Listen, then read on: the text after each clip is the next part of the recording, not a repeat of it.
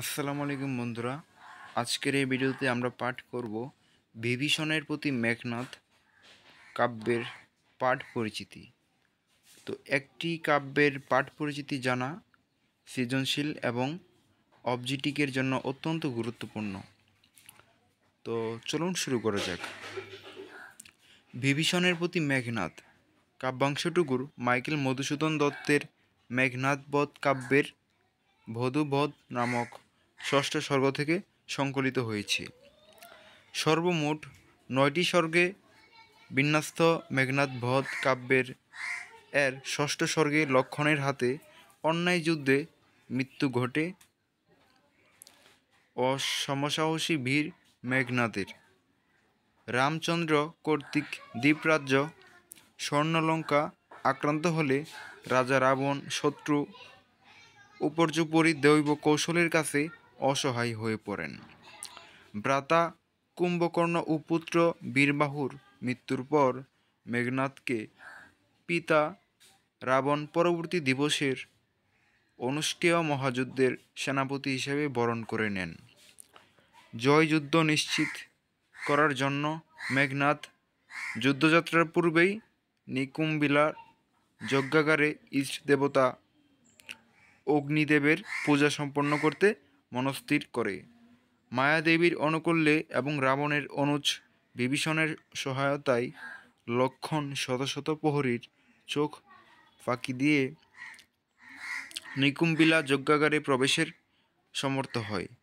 কপট লক্ষণ নিরস্ত্র মেঘনাদের কাছে যুদ্ধ প্রার্থনা করলে মেঘনাদ বিস্ময় প্রকাশ করে শত শত প্রহরীর চোখ ফাঁকি দিয়ে নিকুম্বিলা যজ্ঞাগারে লক্ষণের অনুপ্রবেশে যে মায়া বলে সম্পন্ন হয়েছে বুঝতে বিলম্ব ঘটে না তার।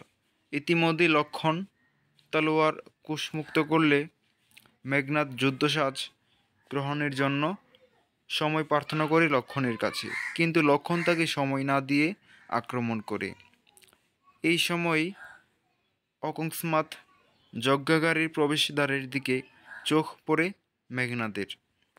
দেখতে পাই বীরযোদ্ধা প্রতিব্য বিভীষণকে। মুহূর্তেই সব কিছু স্পষ্ট হয়ে যায় তার কাছে। ক্ষুল্লতাৎ বিভীষণকে প্রত্যক্ষ করে দেশপ্রেমিক নিরস্ত্র মেঘনাদ যে প্রতিক্রিয়া ব্যক্ত করে সেই নাটকীয় ভাষ্যই বিভীষণের প্রতি মেঘনাদ অংশে সংকলিত হয়েছে।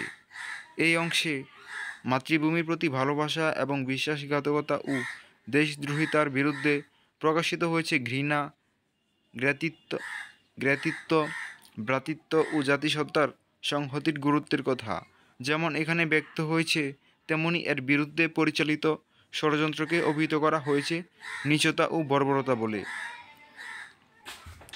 19 শতকের বাংলার নবজাগরণের শ্রেষ্ঠ সন্তান মাইকেল মধুসূদন দত্ত বাল্মীকি রামায়ণকে নবমূল্য দান করেছেন এ কাব্যে। মানবকেন্দ্রিতাই রেনেসাঁস বা নবজাগরণের সার কথা। এই নবজাগরণের প্রেরণাতেই রামায়ণের রাম লক্ষণ মধুসূদনের লেখনীতে হীনরূপে এবং রাক্ষসরাজ রাবণ ও তার পুত্র মেঘনাদ যাবতীয় মানবীয় গুণের ধারক রূপে উপস্থিত। মেঘনাদ দেবতাদের আনুকূল্যপ্রাপ্ত রাম লক্ষণ নয়। পুরাণের রাক্ষসরাজ রাবণ ও তার পুত্র মেঘনাদের প্রতি মধুসূদনের মমতা ও শ্রদ্ধা। বিভীষণের প্রতি মেঘনাদ কাব্যাংশটি 14 মাত্রায় অমিল প্রবহমান জ্যোতিস্বাধীন অক্ষরবৃত্ত ছন্দে রচিত। প্রথম পঙ্ক্তির সঙ্গে দ্বিতীয় পঙ্ক্তির চরণান্তের মিলনতার কারণে এই ছন্দ অমিত্রাক্ষর ছন্দ নামে সমাধিক পরিচিত। এই কাব্যের প্রতিটি পঙ্ক্তির 14 মাত্রায় এবং 8+6 মাত্রার দুটি পূর্বে বিন্যস্ত। লক্ষ্য করার বিষয় যে এখানে দুই পঙ্ক্তির চরণান্তিক মিলই কেবল পরিহার করা হয়নি, জ্যোতিপাত বা বিরাম চিহ্নের স্বাধীন ব্যবহারও হয়েছে বিষয় বা বক্তব্যের অর্থের অনুষঙ্গে। এ কারণে ভাব প্রকাশের প্রবহমানতাও কাব্যাংশটির ছন্দের বিশেষ লক্ষণ হিসেবে বিবেচ্য। তো বন্ধুরা, ভিডিওটা কেমন লাগলো অবশ্যই কমেন্ট করে জানাবেন। আর এটা কিন্তু সৃজনশীল এবং অবজেক্টিভের জন্য খুবই গুরুত্বপূর্ণ একটা